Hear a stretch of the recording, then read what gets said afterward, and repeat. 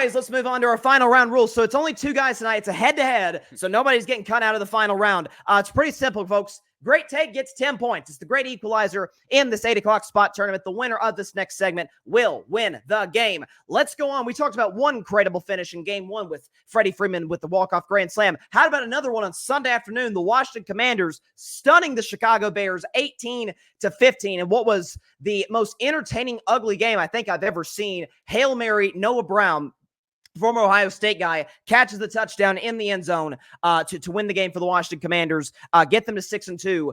As far as what we're seeing right now, this is Jayden Daniels, who we weren't even sure was going to play in this game because of rib injuries, versus Caleb Williams. It was kind of neck and neck coming into this game. Jayden significantly outplaying Caleb. So I'll ask you first, Dylan, is the Rookie of the Year race over? Did Jayden Daniels slam the door with that Hail Mary? I'd say so. He's the odds-on favorite to win the Rookie of the Year right now. Caleb Williams being a second, but not even that close. If we want to go head-to-head stats, Daniels has more passing yards compared to Caleb. Williams has more touchdowns, but he has 3 more interceptions to Daniels'. Well, he has 5 compared to Daniels' 2. But Daniels has also rushed it way better with 4 rushing touchdowns and 461 rushing yards of his own. And the Commanders have just been a better team overall. 6-2 for a team that we didn't really expect much to do coming into the season has been nothing but amazing. Terry McLaurin's been the best receiver for the Commanders, and Zach Ertz is a second best.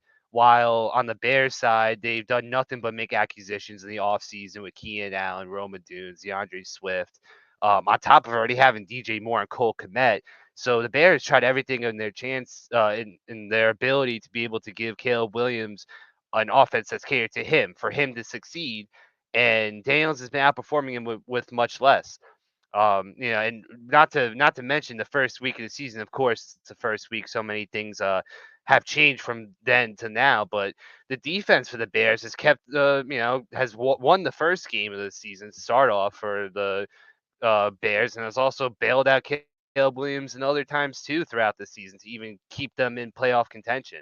So I think Daniels is by far and ahead Rookie of the Year.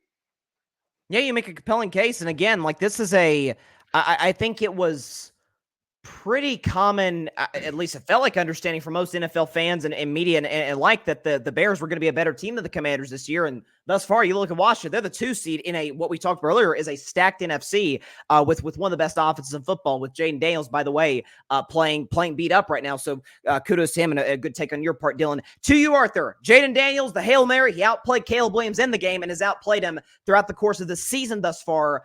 Does that mean he's the runaway? Do you think this means that the Hail Mary, at least the play of the year thus far in the NFL, did that slam the door for Jayden Daniels as the Offensive Rookie of the Year in 2024? Man, it's unfortunate because other than those two, a lot of other rookies are playing very solid. Malik Neighbors, who I believe needs to get a lot more love. He's playing very well for the Giants. Even though the Giants are the Giants, it doesn't matter. As individual, Neighbors is doing what he needs to do.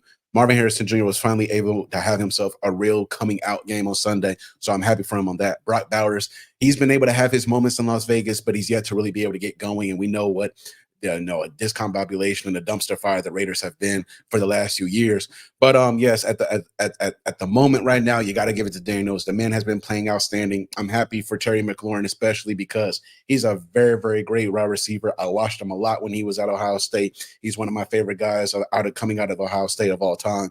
And this is what he just needed, right? He's like a DeAndre Hopkins. It does not matter what quarterback you give him, he's been able to play well. But the biggest thing is he hasn't really had a consistent quarterback, and he hasn't really had a consistent good quarterback. And right now, when you put him along with Jayden Daniels, both of them are young, both of them are playing very well, outstanding football. So yeah, you got to give it to Jayden Daniels so far at the moment. I still believe Caleb Williams can, come back and do something the rest of the season. Hell, Neighbors and Harrison Jr. as well.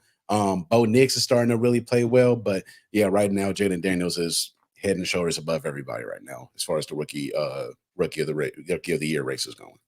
Yeah, no, he's played exceptional football, and that's one thing that well, listen, we all knew he was a fantastic athlete to come to the NFL, but I remember watching him at LSU and thinking, like, this guy's a really natural thrower of the football. And you look at his completion percentage in Washington, it's great. He's got like a nice, like, quick, like, whip release, especially in his deep balls, which are a thing of beauty to watch. Two guys like Terry McLaurin, like you mentioned, and I'm right there with you. Like, I'm not even like an Ohio State guy the way you are, but I'm genuinely happy for a guy who has been consistent, who has been physically there, who by all accounts seems to be a good leader in that locker room. Now finally gets rewarded for for his years of service to the franchise with a player of Jayden Daniels' talent. So definitely pulling for Terry McLaurin. So no question about that. But it's the 8 o'clock spot. In head-to-head week, there can only be one winner between Dylan Lima and Arthur Hurst. Two guys who have one 8 o'clock spot win on their resume. Somebody is going to go home with their second one, and it will be, as we dial up the victory music, the winner for episode 44 of the 8 o'clock spot in season 2 is Dylan Lima, winning the show for the first time since season 1 last year. Dylan, congratulations getting the W.